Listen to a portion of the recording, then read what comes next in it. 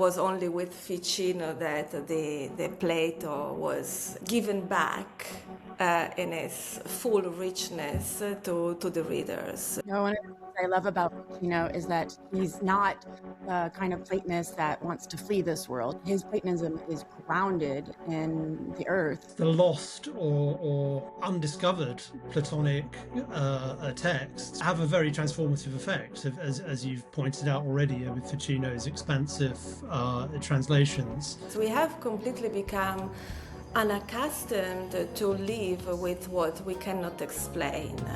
Oh, dear Diana, tell me why do the things that are beautiful always have a darker side? Oh, dear Diana, tell me why is the good never good enough? Underneath the dirt and scar is an old and familiar face. Hi, welcome back to The Ladder, Journeys in Platonic Mysticism. Today I am so excited to introduce to you one of my favorite scholars in Renaissance Neoplatonism. Her name is Dr. Anna Corrias. She teaches at Ralston College in Georgia. Currently she's in the UK, so she's sweating it out in the heat.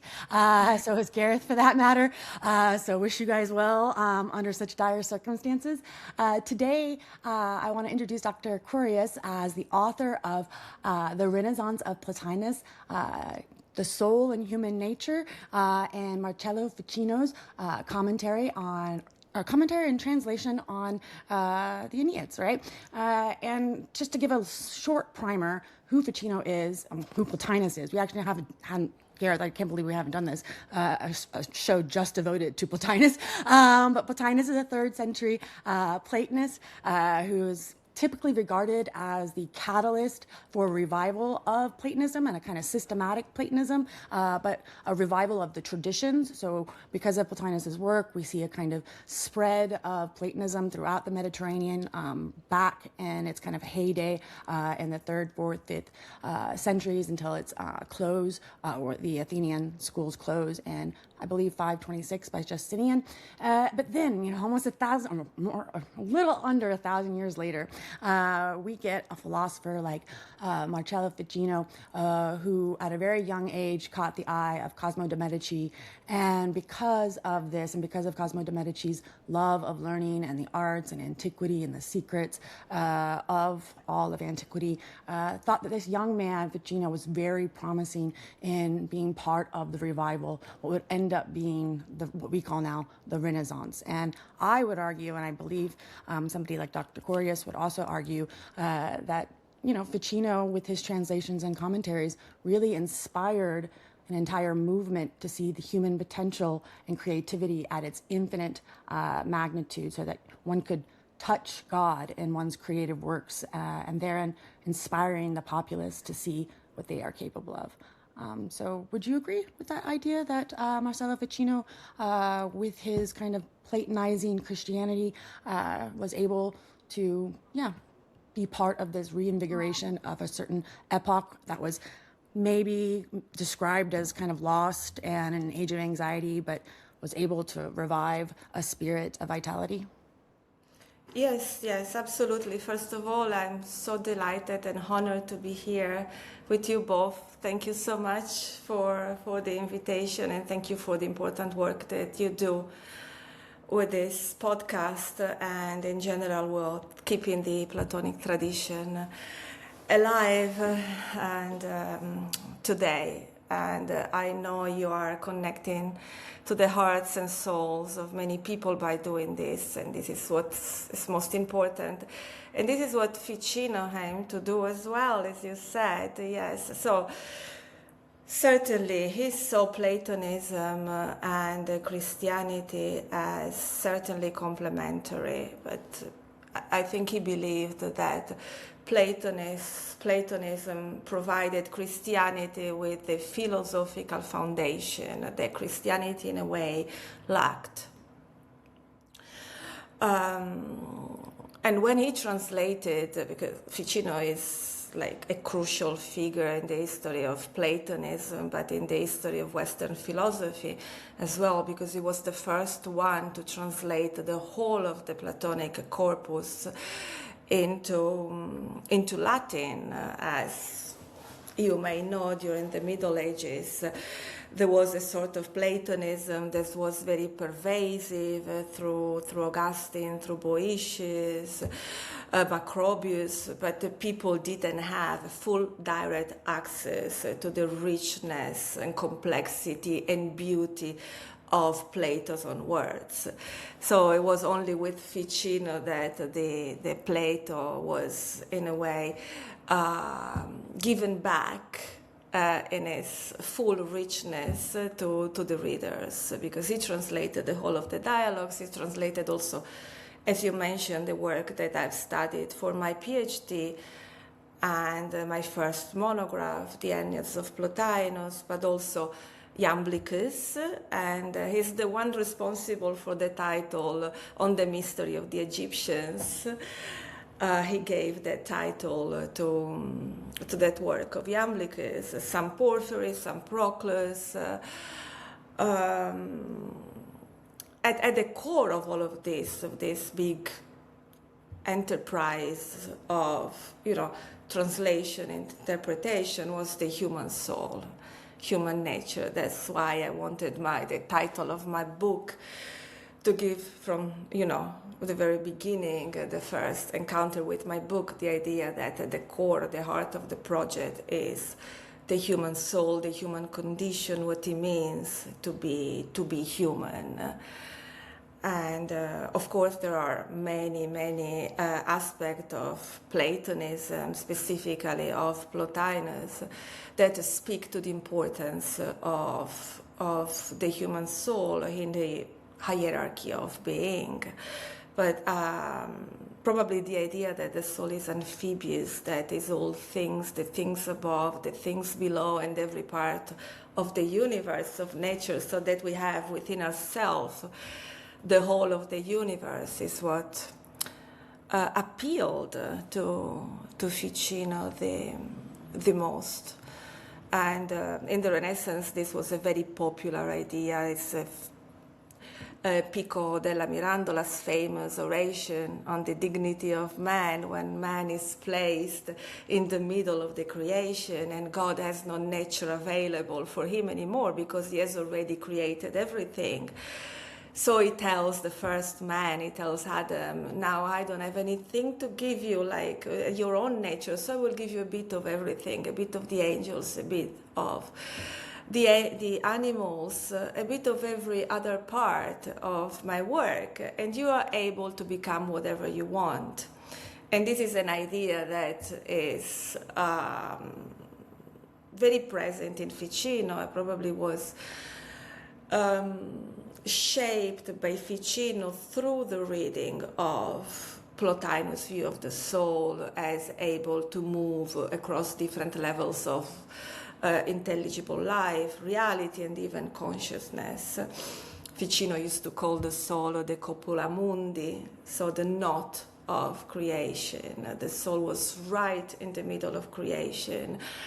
And it was even more spatial than the angels, because the angels were too close to God to become friends with the animals or with the plants. They were too busy in their eternal contemplation of the divine to turn their eyes down and engage with the life with the natural world. But the human soul could do both, could become an angel, could become a friend of animals, could really connect with different levels of reality.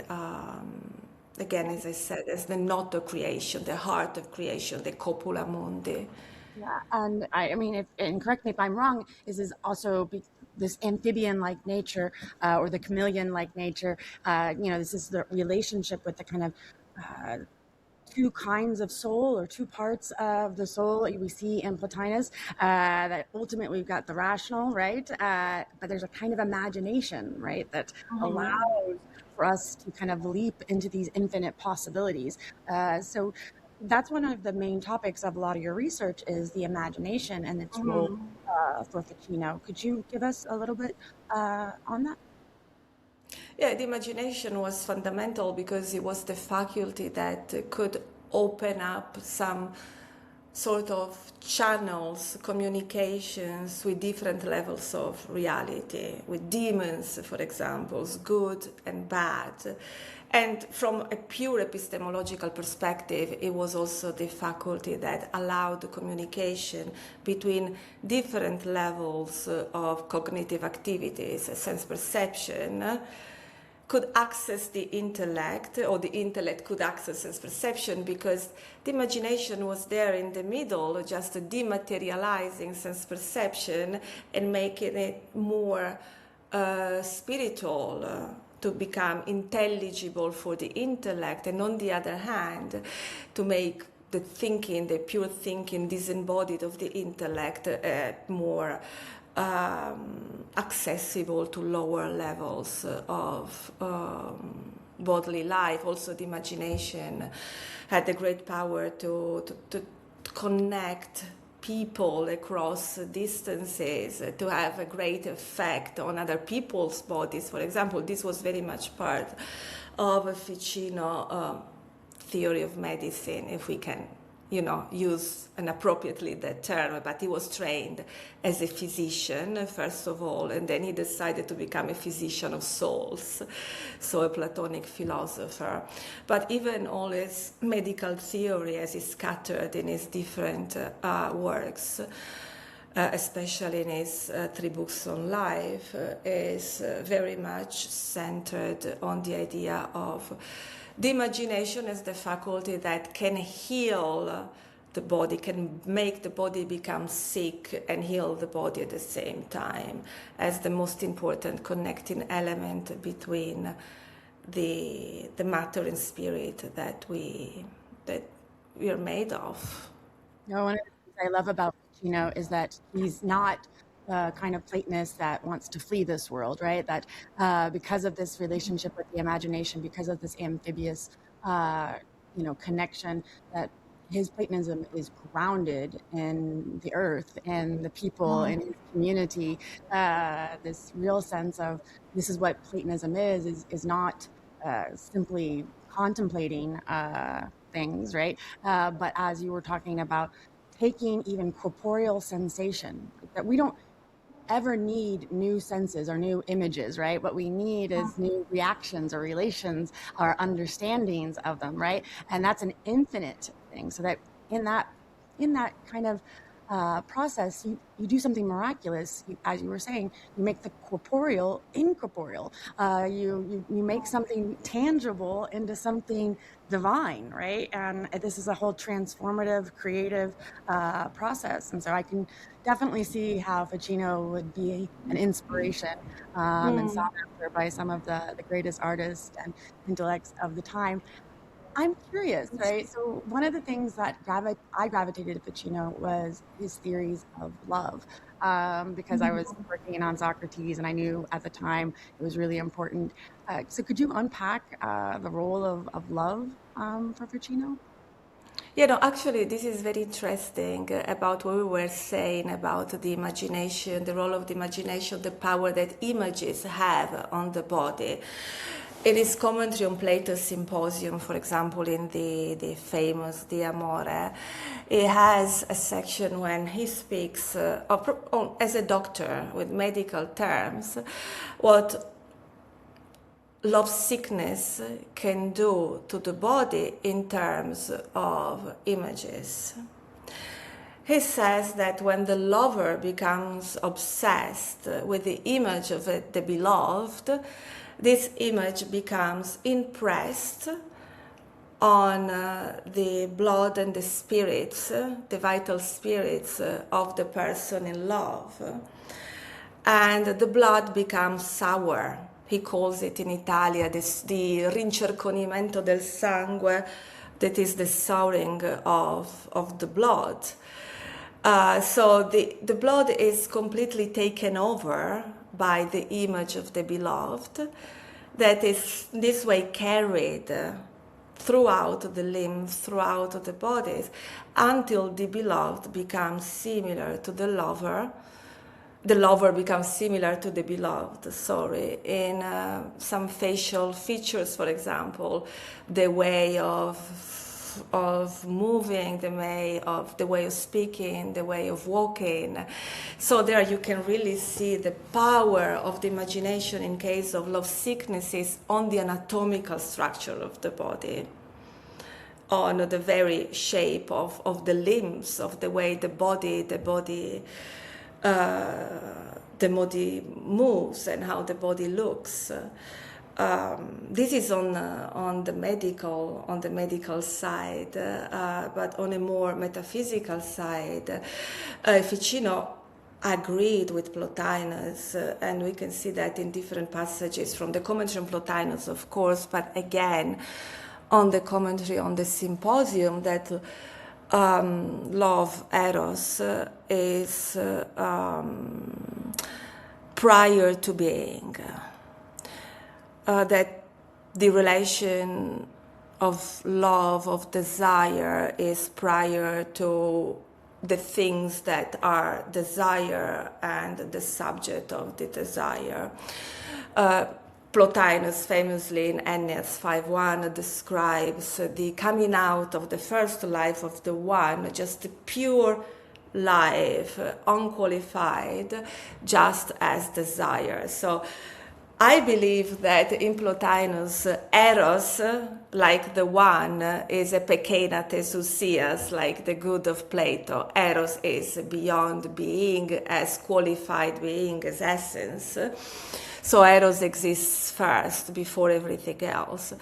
Ficino, when commenting on Plato, embarks on a long discussion on Plotinus' metaphysics, saying that the oldest God is love, because love is the first relation that came out of the nature of God. And then from this desire of this life to immediately revert toward the source of life, toward that unity that was lost through the coming out of life. Similar to when the baby, is thrown out of the womb, immediately cries because he wants to be again one worm in the mother. So Ficino describes that kind of life, a coming out of God, as immediately a desire to be unborn, to be one again. And this is love, the first relationship that informs everything else is an erotic drive, is the yearning to become one, to revert, in a way, birth, and to become one with the one again, with the God. Of course, he had to mitigate this claim of the Neoplatonists, Plotinus, because the God of Christianity couldn't be second to anything else. But within the created world, I believe for Ficino, eros is prior to anything else. It's really the relationship that informs the whole. Eros as a tension, as a tension to descend and ascend at the same time, as the engine of both Prodos and Epistrophe, the descent and the return, is the relationship that informs the whole of reality, of the metaphysical structure of his universe. I was thinking there of, pistis, elpis, and agape, and St. Paul's words, faith, hope, and love. But the greatest of these is love. And I mean, I'm interested because there's a very rich, isn't there, and very beautiful tradition, both prior to, let's say in so we're talking about the 15th century here, but if we go just back a little into the 13th, 14th century, we have Dante, we have, the comedy. We then move into medieval figures like Richard Rolle in England, who wrote a text called The Fire of Divine Love. Julian of Norwich in the 15th century, Revelations of Divine Love. and then after Ficino, of course, Shakespeare and all of these. So there's this kind of unifying strand, isn't there, where the primacy of love is such a guiding principle which emerges or comes out of this tradition. Um, It's a driving force, the yes. driving force, yeah. And like you say, that sort of erotic impulse, eros, as this kind of primary mover, if you want to call it that, in non-Platonic terms, if we want to revert to some Absolutely, yeah. Aristotelian terminology. But yeah, I'd be interested to ask you that, speaking of Aristotle, because one of the stories goes, if you like, that this I guess the lost or let us say undiscovered Platonic texts, which revive or come back into circulation and translation, have a very transformative effect, as you've pointed out already with Ficino's expansive translations. And one sort of story, I guess, goes that the Aristotelian impulse has a certain kind of dominance over, medieval scholastic thought and so on and so forth. But then that this revived kind of Platonism re-erupts, as it were. It brings forth something that was always there. And of course, even just in the examples I've given, you can see, or even if we go back further to the 9th century, to Eriugena or figures like this, this presence is always there. But I'd be interested to hear what your thoughts are on what impact Ficino then had on the arts. So on how that Platonism, or how his fusion of eros in Christian Platonism then perhaps influenced or had some wider impact on poetry, literature, the arts that followed from that time. Yes, this is a question that I have to say I get all the time because, of course, there is a great interest. Renaissance art is so famous around the world, and rightly so. But and I'm always a bit reluctant to reply because I can see there is a clear influence, but the influence was never mapped to an extent that it can be satisfactory to a scholar. But the primary problem for this, I believe, is that art historians and historians of the text, or historians of philosophy, tended to work separately. Their research avenues very rarely come together, and I think this is something that we need to fix. For example, this is something that I have, always at the bottom of the pile of things that I have to do. I came across one of Michelangelo's rhyme a few years ago. I don't remember which one now, but it was so similar to the passage that I just quoted from Ficino's commentary on Plotinus, the body being shaped in lovesickness by the image of the beloved, physically impressed on the blood of the lover, that I was really almost shocked. I said, he must have read this, because it cannot be so similar, even in the wording of what Michelangelo says, so similar to the text, not only to the ideas, but to the text, the words of Ficino himself.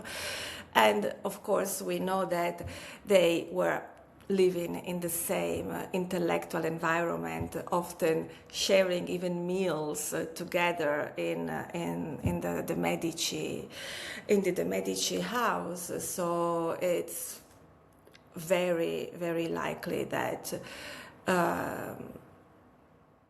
Platonism was a very pervasive presence at the time for those studying the arts, working on in the arts.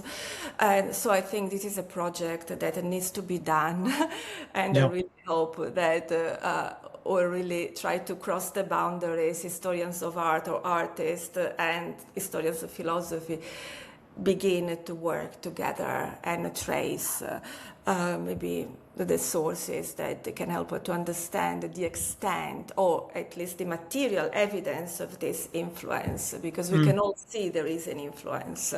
Even, those dealing with the arts that know something of Platonism can see the influences there. And people like me that deal with philosophy, but they're not specialists of art, can recognize that, the influence of Plato is there. But we wish we could work together, maybe with the text on the one hand and the picture, the painting in front of us.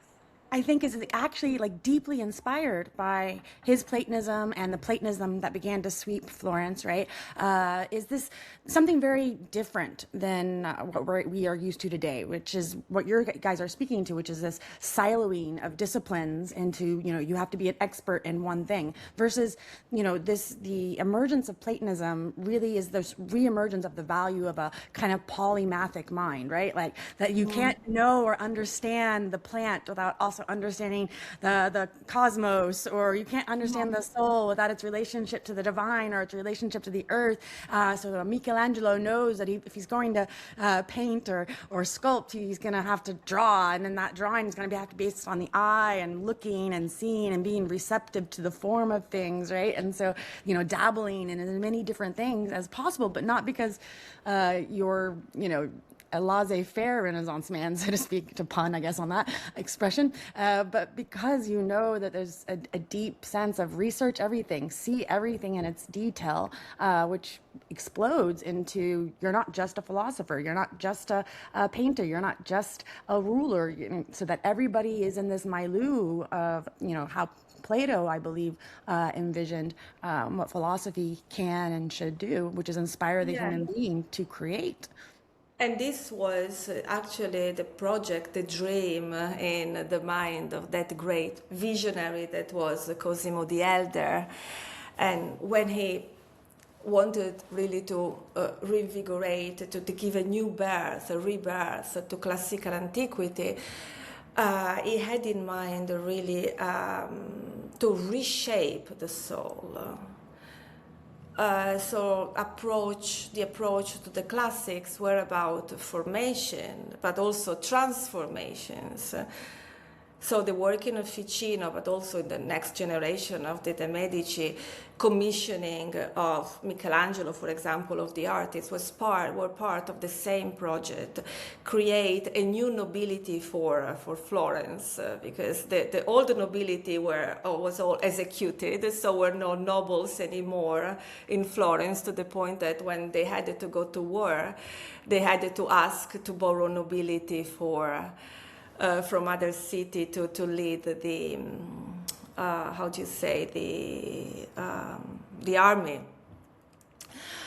So the idea was that to replace the old style nobility with the new nobility, the nobility of the soul. So that's why also Florence is so beautiful, not only inside the museum, but also on the street, because everybody walking on the streets of Florence had to have the chance to be formed and transformed by beauty, to be a better, more virtuous human being.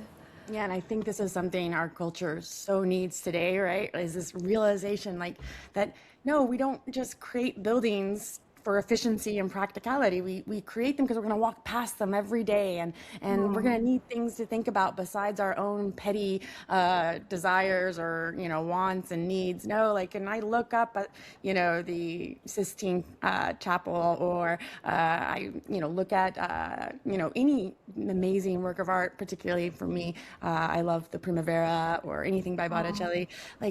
Even though they're not these paintings that we would typically hail today, right? If somebody made those today, you'd be like, it's not exacting enough, it's not hyper realistic, it's not perfect. But no, Botticelli was talking to us, right? He was communicating mythology because he saw the value of this the images that tell stories, right? That recreate narratives, and what we do in that process of recreating a narrative, whether it be, the Virgin Mary or Aphrodite, so on and so forth. This vision that is beautiful of the beloved, of the Godhead or the divine, that I've read in your work, gets to that touch with the divine, right? So this is one of the things I think is fascinating and different about Ficino, is that there's never really unity, right, in these creations. But when we contemplate, when we see beauty or we create beauty, there, if you're at the highest level for Ficino, this is a touching with the one, or a contact. Yeah, and so Yeah, absolutely. There's a beautiful passage that is very inspired by Augustine and the commentary on Plotinus on NS6, maybe I think NS610, when he speaks in terms, when he's describing the union with God, the final union of the soul with the one, and he uses the metaphor of food. Is also almost describing a digestive process. It says, when you finally become one with the one, it's like when you eat the food becomes you and you become the one.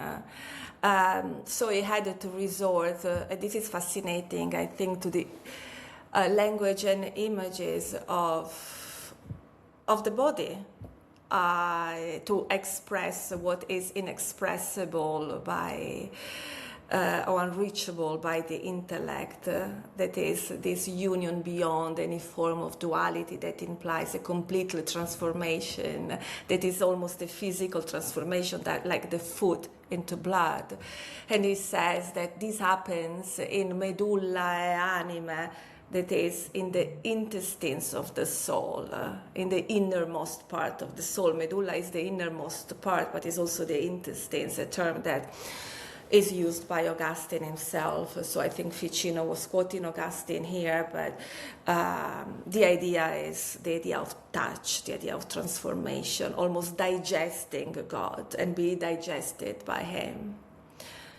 Yeah, well, this is Christ, isn't it? I am the bread of life. I mean, Yes. is the obvious connection. I think there's an interesting idea here, just to loop slightly back to what we were talking about with the this sort of shaping idea. I'm really fascinated in what you had to say about that intriguing text from Michelangelo, and of course, I think you're right to say that correlation isn't necessarily causation, in the sense that we can think that perhaps the links are too good to not be true, but we have to be maybe slightly cautious. But there are within Michelangelo's works and writings, this sense of there's these incredible sketches he did for the tomb of Pope Julius, and in a sense, he's kind of seeing within these blocks the emergent statue, sort of seeing within the if you like, the actualization. I mean, it's another Aristotelian term for some reason today, but actualizing the potential of the marble to become, this thing. And in this, there's parallels to Plotinus, isn't there? The idea of do not stop working on your inner statue, and this idea of looking to the beautiful to shape one's inner soul, that everyone becomes a kind of an artist, or undertakes this kind of sculpting process, whereby you have to keep working on yourself and take a little bit off here or move a little bit, to sort of bring into the picture, as it were. And I just found this quote from Michelangelo here. He says, just as we put, O Lady, by subtraction, into the rough, hard stone, a living figure, grown largest wherever rock has grown most small, just so sometimes good actions for the still trembling soul are hidden by its own body's surplus, and the husk that is raw and hard and coarse which you alone can pull from off my outer surface. In me, there is for me no will or force.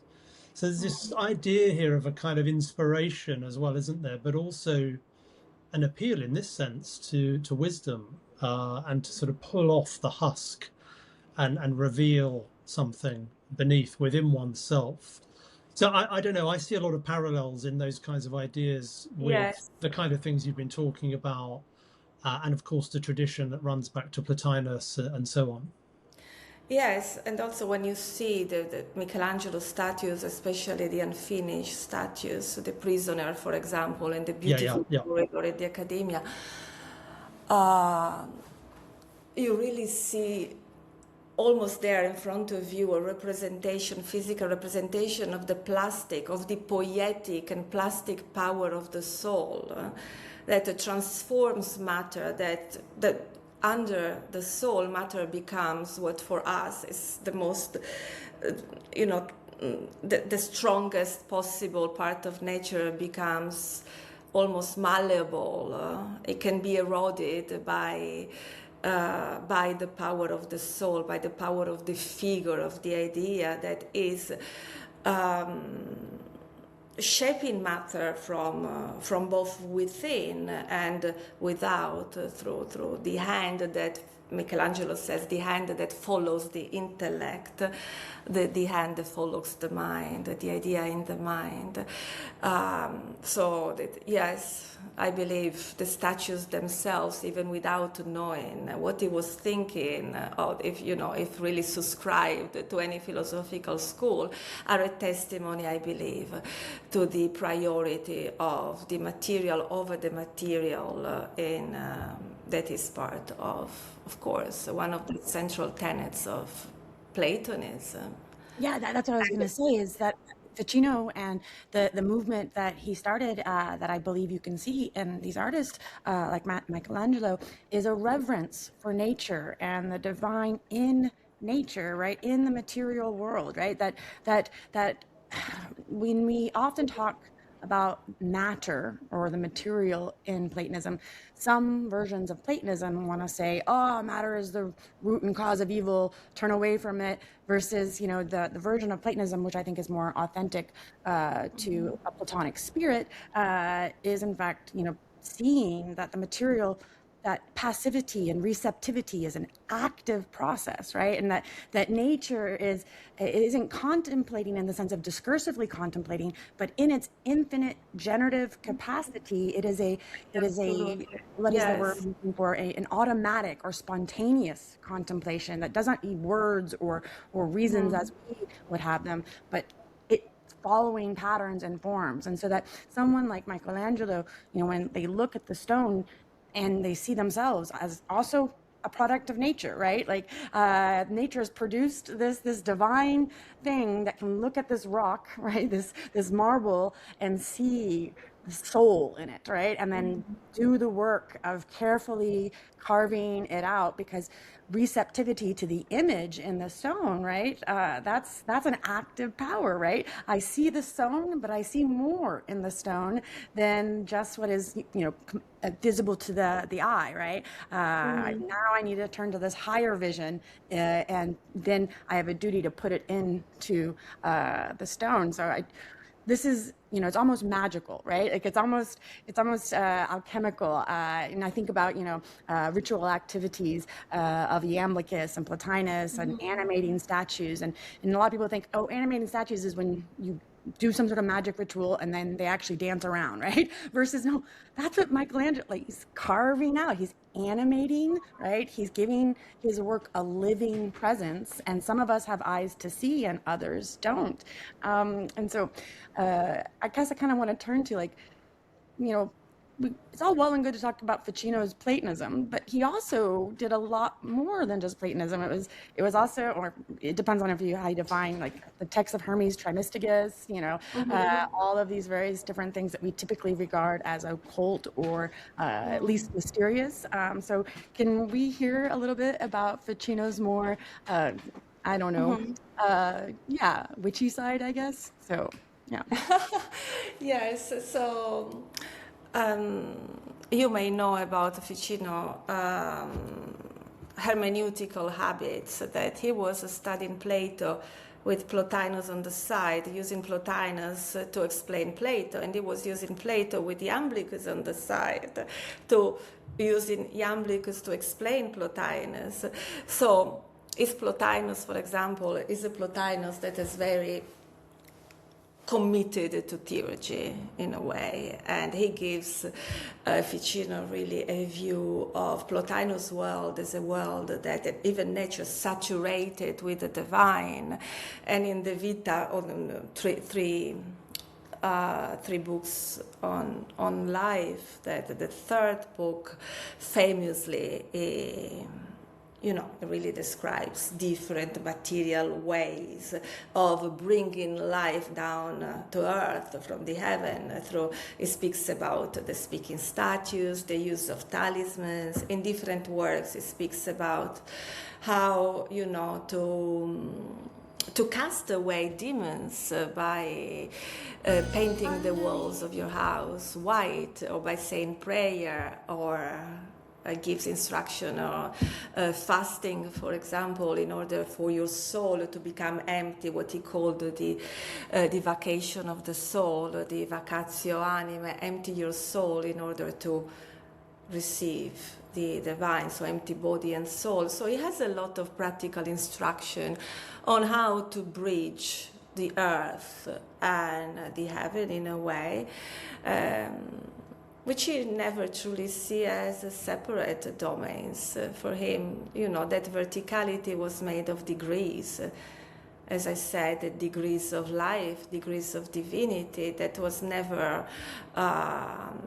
exhausted at any level. So this world here was an opportunity for us to see, to grasp the divine here in nature, and he tried to approach nature, especially, they say, in the last years of his life, when he was translated the later Neoplatonists, but now we know that he always knew about them, and actually he read them since the very beginning of his career as a translator, so he was always familiar with them.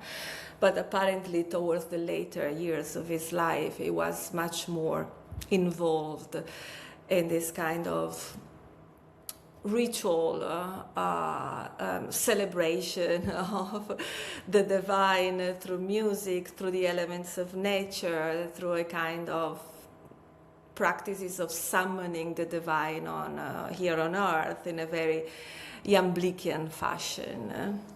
No, I can't remember the exact quote, but there's a kind of something along the lines of, oh wait, maybe I have it written down.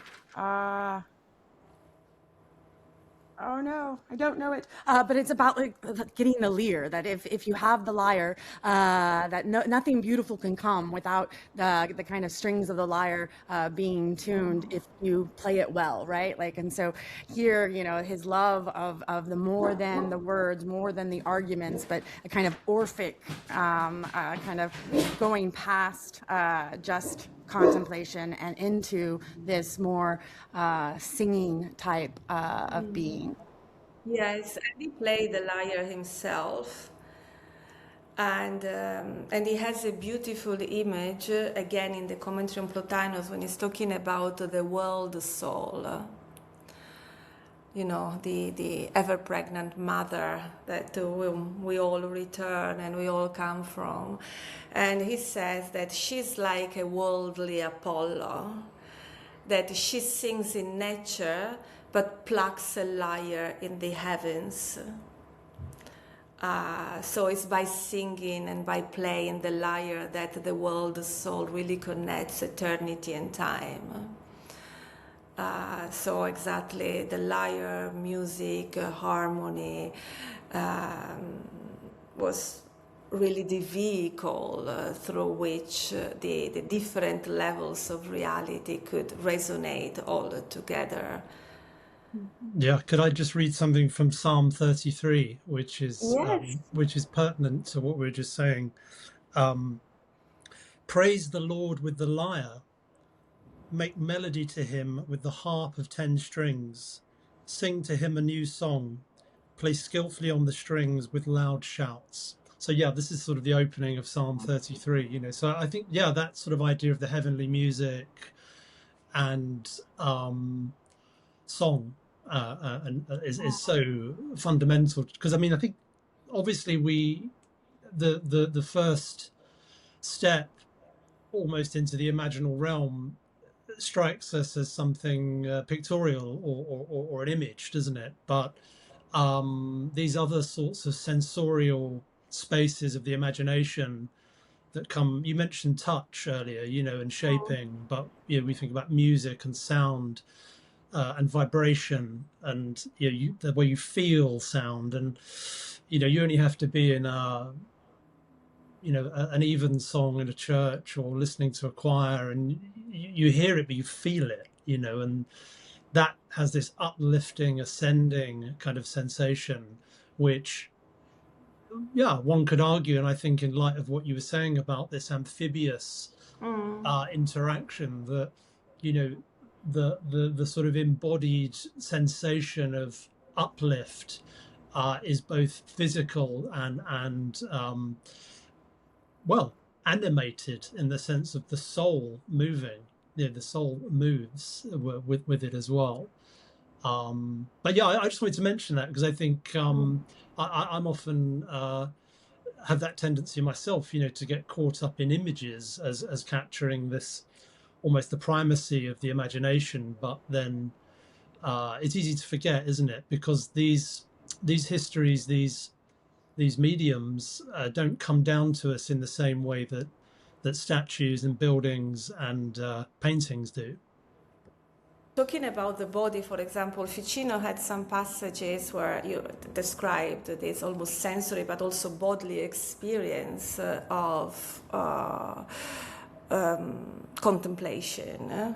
Not only through the metaphor of touch, but it also speaks of levitation, for example. He says that he believes that, you know, like the Iamblichus Porphyry, that we have different spiritual bodies, different ochemata, different vehicles of the soul. And when our vehicle is pure enough, our ethereal vehicle is pure enough, and then he becomes again receptive of divine presence, of divine light, then is able to make levitate, making the physical body levitate as well. So again, here the power of a subtle body on the physical body that is nevertheless involved in the experience. Yeah, that's beautiful, isn't it? I love that idea of the ethereal vehicle. But you know, in a funny sense, this, if we draw a parallel to our own kind of secular material times, you know, people speak a lot about ideas of manifesting and, you know, sort of thinking things into being, as it were. But these ideas aren't so unusual, I suppose, if we imagine it within this contemplative tradition where, in a sense, it's only because of the abandonment of the idea that such a thing could be possible that we see their re-emergence in these other forms. But of course, to a thinker like Ficino, this was steeped in that Platonian and Platonic tradition. This is a integral ontological arrangement, if you like, of the person, or what it is to be a human. And how we related to the world of Ficino was a world, as I said, that was saturated with divinity, was a world in which by default we live in the presence or surrounded by the sacred. We have lost that kind of way of seeing the world. So the problem for him was a problem of attention. The way in which you look at it is not what you look, but the way in which you look at the things you look, shapes who you are. So attention, in a way, has an important ontological weight. What you see, what you look at, is not only what you notice, but what you become. And Ian McGilchrist, for me, is the greatest living philosopher. Is also happens to be the chancellor of Ralston College now. We are really blessed. Says that attention is a moral act. The choice of how we dispose our consciousness is a creative act. It renders really the world what it is. So it's a moral act. And I think with the Platonists, there's not only Ficino, but also Plotinus, is the way you see the attention that you give to the world. Probably this as his origin in Plato's image of the divided line, to which two different cognitive modes correspond to different ontological objects, epistemological objects, and out in reality. So Ficino's, in a way, speaks of a sort of therapy of a pathology of attention and a therapy of attention, a sort of systematic, even painful reorientation of the soul towards the light. You don't have to fly to another world. It's just that you have to learn how to see beyond the veil. And this is a matter of also training the attention, the way you look. Yeah, that's incredible. Yeah, so interesting. It says, for example, in his commentary on on the Mythover, which is the argumentum that introduces his Latin translation of the Republic, of the 10th book of the Republic, 7, sorry. It speaks about the prisoners, about looking, at the pantomimes on the wall of the cave, and it says that they really delirant circa terrena, so they are hallucinate around earthly things. So they're not wrong, they're just hallucinating. Their attention is completely perverted. But so the going out of the cave is a matter of learning how to see that those shadows are actually a reflection of something that exists independently of them. It's just the way, not what you look, but the way how you see things. So I believe, as for Plotinus, Ficino's philosophy can be seen as a sort of therapy of attention, something that is very much needed today, I think, where I don't want to, now say things that people say all the time, but we live in a very reductionist world, where we see only linearity, flat surfaces. We are becoming accustomed to see the verticality of things that calls for different levels of attention, different degrees of life. We are only used now to see horizontally. And this is not how the Platonists saw the world, certainly not how Plotinus and Ficino saw it. No, I tend to think of, again, to go back to Enlightenment ideals, right? That the human being can do it now all through its own mind, and there's no telos of becoming God. And then you see the emergence in universities of disciplines and the separation of philosophy and theology. And to hearken to, Gareth's idea, this is going to ultimately lead, as it has to today, to that those people who are tapped into something spiritual, right? The more than they are unable to view themselves as having anything more than a faith, because the whole idea that there's a history and a tradition, a science even of the woo-woo, that there's been centuries of people giving arguments for why things like touching the divine or different levels of body and soul and relationship and kinds of relationship, that there are thousands of years worth of people who are theorized about this. But unfortunately, we tell the world faith is just mere faith, right? Belief in something higher is just, silly nonsense. It's irrational, because we've done that work of separating disciplines so that theology and philosophy, never the twain can they remember that it was faith-seeking understanding, right? That they belonged together. And so, your poor, 25-year-old kid doing tarot cards thinks, oh, I'm a bit crazy, and that's all I can do, versus no, tarot has a lineage in the Renaissance and even a connection to Ficino, and he was trying to help us learn our Platonism and see that, you know, even when you're, you know, doing these things, there's thousands of years worth of people giving good arguments for why it's not nonsense, and why it's valuable. It's a therapy. And then to speak to your emphasis on the therapy of attention, you know, this is a long lineage too, as Hadot shows, of prosac, right? In the Stoic tradition of like, this is our duty within the providential sphere, right? To align ourselves. This is the harmonia. And yes, it's a practice, it's a discipline. This is not, so I know that for Ficino, the highest form of reason is this intuitive, immediate grasping of truth with a capital T, but to get there, it's not easy. It requires work. It requires dedication.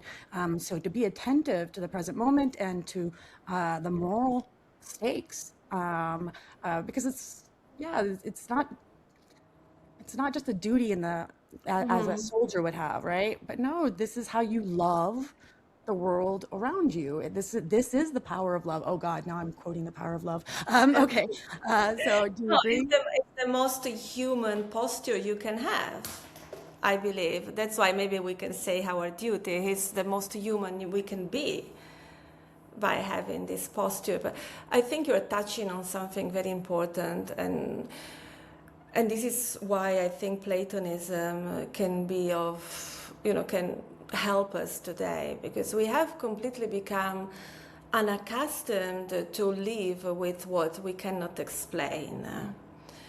Mystery has become like a problem to solve, something that, you know, we have to escape from. What we cannot explain or prove, as you said, is either denied or is assigned to the domain of faith, because within the domain it doesn't do any harm to the serious business of knowledge. So I think it's very urgent that we recover mystery. Our nature is deeply mysterious. The way we come into the world, the way we depart from the world is mystery. But now we are very scared, we are terrified by mystery, and that's why I believe this is one of the reasons why people tend to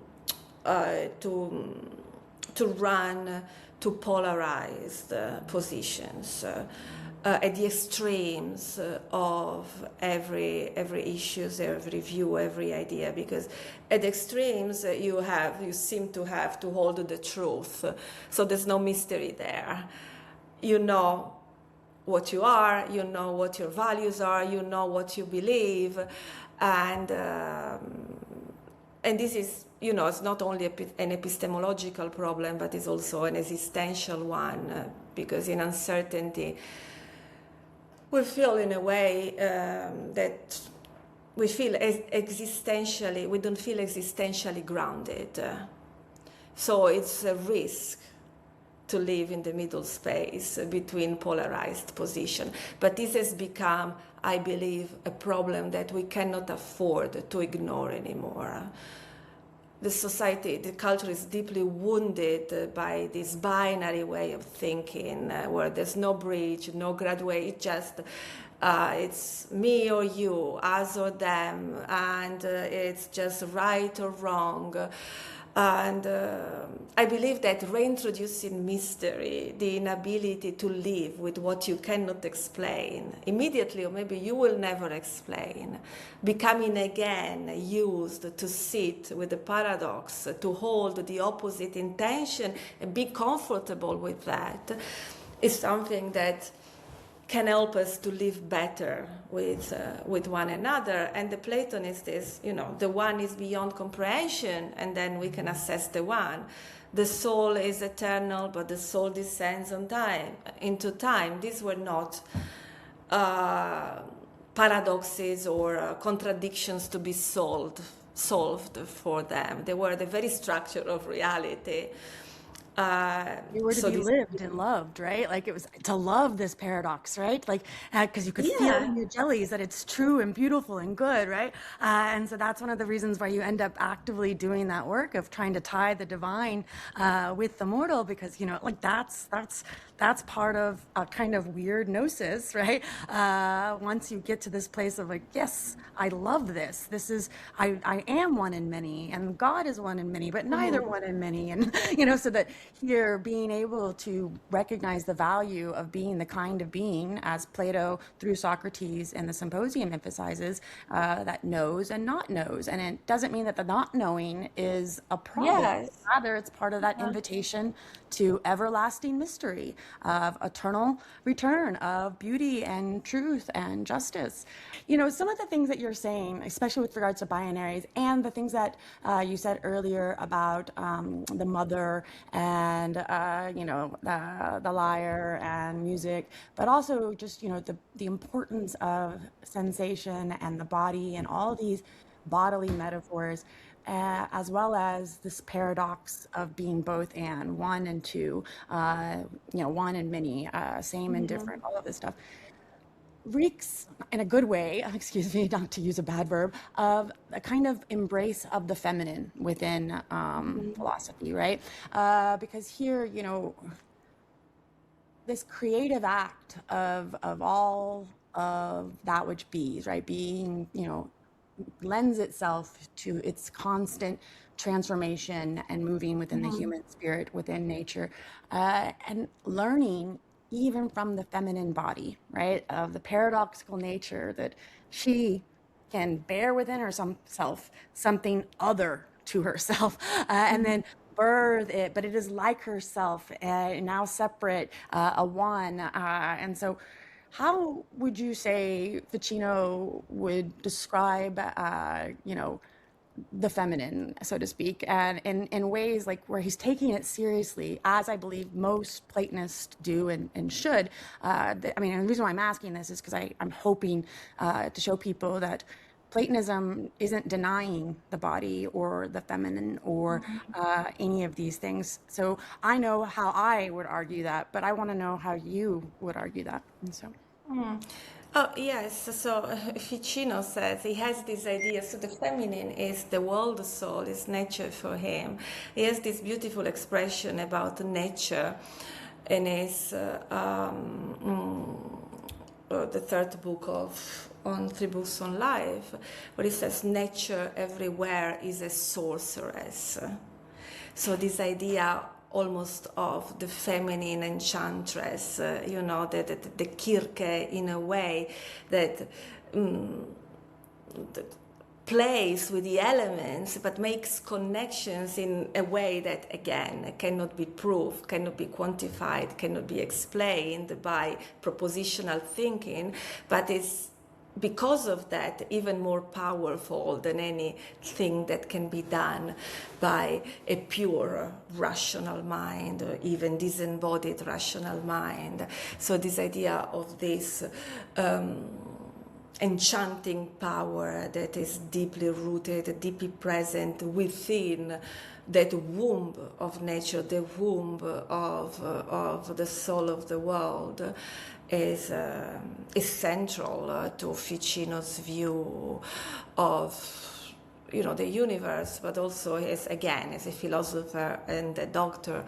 Again, how he describes pregnancy, how he describes how the fetus becomes ensouled, is through the collaboration between the woman's womb and the womb of the world soul, where the seminal reason gets, passed from the world soul to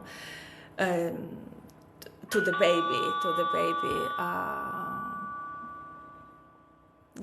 So certainly nature is the feminine. I'm sorry, it's the door. If you hear this, I hope somebody's going to open the door. Yeah. No worries, we can wait. Don't worry. Maybe we can cut this. Yeah, we'll cut this. Don't worry. Is it done? Done, yes. Are you sure? Good. Yeah. Okay, good. Yeah, no, I mean, this is one of the reasons why I love the Renaissance is it part of it is this return to a polymathic mind, right? And part of it is, a return to the earth and the body, but it's also a return to this value of that which is typically, dismissed as the feminine, right? We need the arts, right? We need intuition. We need the imagination. We need the beautiful. And then suddenly, when people start to realize that, there are people like Ficino ready to be able to disseminate this wisdom that allows people to be like, oh yeah, that does make sense. I have divorced myself from all of these things because my culture has told me that I'm a sinner and guilty and not worth anything, versus spirituality tied to the philosophies of the good that really revitalize the human spirit and begin that work of, as Plato says in the seventh letter, of seeing the fire in someone's soul, and that fire being something within you as well, right? And that's what can cause you to turn around and start, doing something different than just, going through the motions of life. Yeah, absolutely. It's the, interconnectedness of reality, soul to soul, fire to fire, but also, stones and the stars and the statue and the human beings and all of that. That's why nature is a sorceress, because everything is connected in a way that we cannot fully access, but we can nevertheless, witness in a way we can work with, but they ultimately remain mysterious. Okay, so I know that you're working currently on a book. Could you tell our listeners and viewers what the topics of that book are so that we can anticipate its arrival? Yes, so I'm working on two books actually. One is Ficino's commentary on Priscian of Lydia's commentary on Theophrastus, who is in turn his commentary on Aristotle's The Anima. Why is important? I'm doing a critical edition translation and a few studies. Because Gareth mentioned Aristotle a few times, and I think it's important to say, not only because I'm working on this text and producing a critical edition of this text, but also it's important to understand Ficino himself and how Aristotle and Plato were received in the Renaissance. That short commentary of Priscian of Lydia, a Platonist, follower of Iamblichus, on Theophrastus, the pupil and successor of Aristotle, was for Ficino really the testimony that Aristotle never departed from the master, that Aristotle was a student, a critical student of Plato, but still a student within the tradition and within the school. And he said, when I came across, when he described, when he found the manuscript, when I came across that little book on the soul, I had everything that my heart desired, that Aristotle and Plato agreed on the nature of the soul, that it was the immortality of the soul. So I'm doing a lot of tedious work with the Latin translation and working on the text, but I think it's an important work because it was important to Ficino, again, to see the unity, the harmony within the tradition, a tradition that I think we have made many efforts in the past to see as binary, the relationship between Aristotle and Plato, not be able to see even the unity and the harmony together with the disagreement that they certainly is, no one can deny that. Certainly it was important for Ficino to highlight the points of connection and harmony within them. The other book that I'm writing, it's a book for the general public about Platonism, about how Platonism can help us to live a life that is more connected to nature, to the divine, to our fellow humans, a life that is comfortable with a sense of the sacred, with a kind of knowledge that is non-propositional but is knowledge nevertheless. even inspired by all of your work, Dani, in the past 3 years, I've decided that I really should bring my solitary work on this text out to the world, and see how people may receive it. As I said, in this time where we are very, it's find hard to resist the pull of binary thinking. It's very important to go back to somebody like the Platonists that teach us how to see the harmony and the union between us and nature, us and the other us and God. No, I mean, this is the metaxu, right? This is the middle, right? That's what makes us in between. And, once that in-between life gets into you and starts, doing its work, it's like, oh, why would I ever exist in a binary? Why would I ever exist in a way that it's us versus them? Why would I ever exist in a way that can't imagine that the Platonic tradition is a bunch of people who disagree, but they have found the very way of life that allows for disagreement, makes disagreement a good thing. It's a site for innovation, right? So that, of course, Aristotle could be, a little sly and snarky towards Plato, and Socrates could be a little sly and snarky towards, Protagoras or something.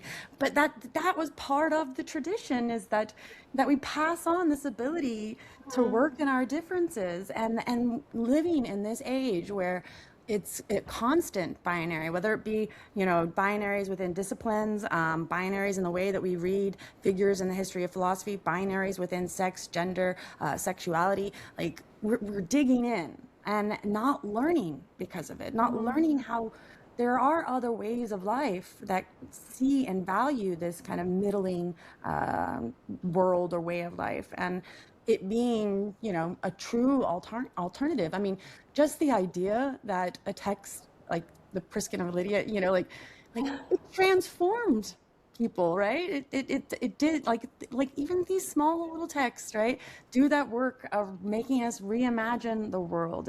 And you can only do that when you realize that even a small fragment can have power. And that's a kind of strange middling world to live in. So no, thank you for thinking and writing such works, because I'm super excited to read them and to have conversations about them in the future. Gareth tends to have. So much. No, thank you so much. Gareth tends to have some pretty cool ways of closing. So I don't know if that's true this time. Is it? I have something, I want to loop back almost to the beginning in a way with something really fundamental you said, Anna, and thank you again. It was really such an interesting discussion. I really enjoyed it. But you said about this idea of love being kind of before everything, as it were. So I want to go a century before Ficino published his translations to a series of visions experienced by Julian of Norwich in England. And this is at the end of her visions, which are called the revelations of divine love. And so she's asking herself the question about what did it all mean? She says, "You would know our Lord's meaning in this thing, know it well. Love was his meaning. Who showed it you? Love. What did he show you?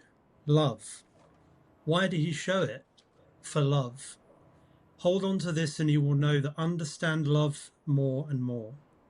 But you will not know or learn anything else. So it was that I learned that love was our Lord's meaning, and I saw for certain, both here and elsewhere, that before ever he made us, God loved us, and that his love has never slackened nor ever shall. In this love all his works have been done, and in this love he has made everything serve us, and in this love our life is everlasting. Our beginning was when we were made, but the love in which he made us never had beginning. In it we have our beginning." Splendid. Yeah, beautiful. Truly beautiful. Yeah, and I mean, I think so many of the things, and this tradition, and as you said, very beautifully, I thought that to recover mystery and really to see it within our everyday life is a testament to this tradition and these ideas, really, which I think help us to to bring those things back to the surface. Yes. All right. Yeah. Thank you again, Dr. Anna Corrias. Please check out her book, The Renaissance of Plotinus, and all her amazing articles and soon-to-be books coming out shortly, I guess. All right, thank you. Have a nice day. Thank you so much, both. Thank you. Oh dear diorama,